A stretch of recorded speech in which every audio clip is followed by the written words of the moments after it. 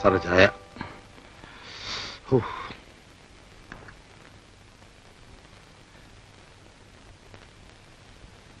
അല്ല സാറേ, ഈ തിരക്കഥ എന്ന് പറയുന്നത് ഈ തിരക്കിട്ട് എഴുതുന്ന കഥ എന്നല്ലേ എന്റെ അർത്ഥം?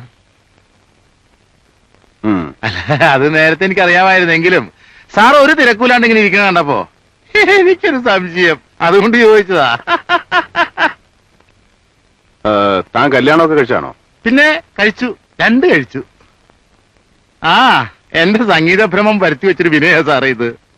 അങ്ങനെ അങ്ങ് പറ്റിപ്പോയി. അവളുമാരെ പേര് കേട്ടപ്പോ ഞാനങ്ങ് വീണുപോയി.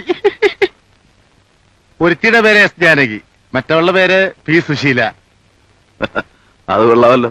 പേര് മാത്രമേ ഉള്ളൂ സാറേ, സംഗീതം ഇല്ല. രണ്ടിനെ സംഗീതം പഠിപ്പിച്ച് ഞാൻ മടുത്ത്. വാസനയില്ല സാറേ. എന്റെ പിള്ളേരെങ്കിലും എന്റെ പേര് കളയാതിരുന്നാ മതിയായിരുന്നു. എത്ര കുട്ടികളുണ്ട്? ആകെ 3 പേരാ. മൂത്തവൻ എസ് ജാനകിയുടെ മകനാ, ഇളയരാജ. പി സുശീല കഴിഞ്ഞ മാസം ഇരട്ട പ്രസവിച്ചേ ഉള്ളൂ.